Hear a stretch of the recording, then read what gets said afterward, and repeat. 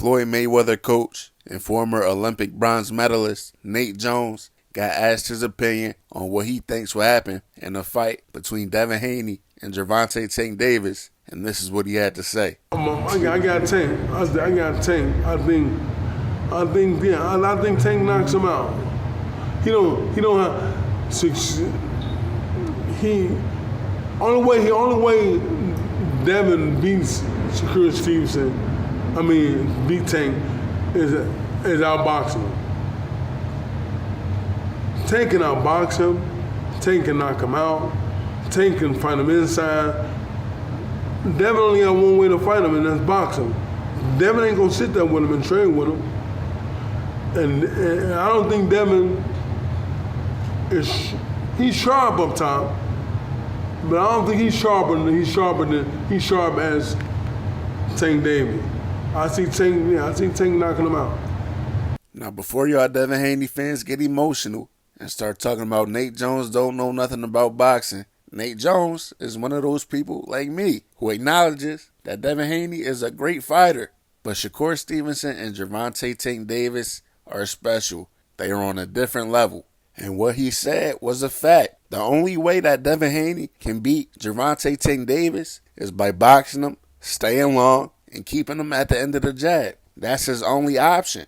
And he has to do that for a full 36 minutes, a full 12 rounds. He has to be perfect and keep Gervonta Davis at the end of the jab for a full 12 rounds. Now, that's not impossible. Could he do it? Sure, he could do it. That's what he does best, is control the distance, using his size advantage, using his length. He has good feet. He has a great jab. So could he possibly do it? Sure. But is it likely when you look at the skill set of Gervonta Tank Davis? When you really look at it, I would say no. Just off the fact that we haven't seen him be able to do that to lesser opponents than Gervonta Tank Davis. And just like Nate Jones, I think Tank is sharper mentally as a fighter than Devin Haney. Devin Haney gets credited with being this smart boxer, but to me, I haven't seen it.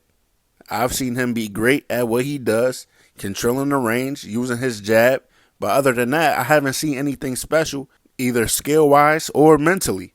In the Jorge Linares fight, he got hit with the same punch the entire fight.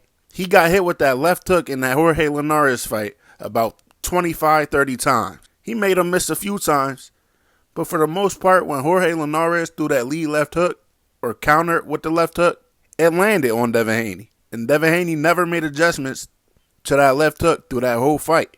Meanwhile, on the other end, we know Gervonta Tank Davis, one of his best skills is his ability to make adjustments. We've seen him adjust to a volume puncher in Leo Santa Cruz. We've seen him adjust to a power puncher in Rolly Romero. We've seen him adjust to a pressure fighter in Isaac Pitbull Cruz. We've seen him adjust to a bigger, taller fighter, stronger, bigger, taller fighter in Mario Barrios. We've seen him make adjustments over and over and over. And some people will say, well, Devin Haney is a better boxer than those guys, and Tank was losing rounds and getting outboxed by those guys. But if you really watch the fights, he never got outboxed. He was never in exchanges where they were getting the better of him, where he was swinging and missing and they were countering and catching Tank. It's never been none of that when he gives up rounds. It's him taking his time and trying to figure his opponents out and not being busy. And he'll give up rounds just based off inactivity.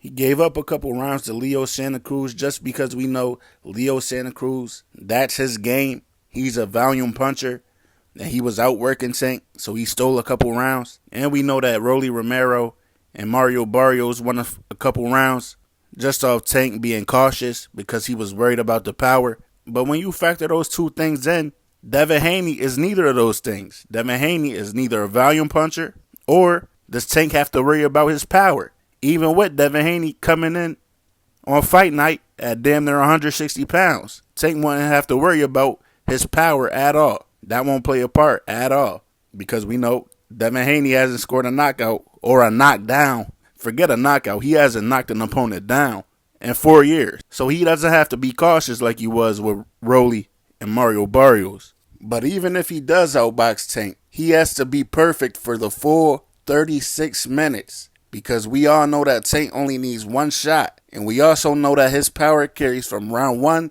through round 12. So he could end the fight at any moment. And I just don't believe that Devin Haney is that much better skillfully than Gervonta Tank Davis, that Gervonta Tank Davis won't have multiple moments where he'll get his shot off against Devin Haney. The skill gap is not big enough for that not to happen.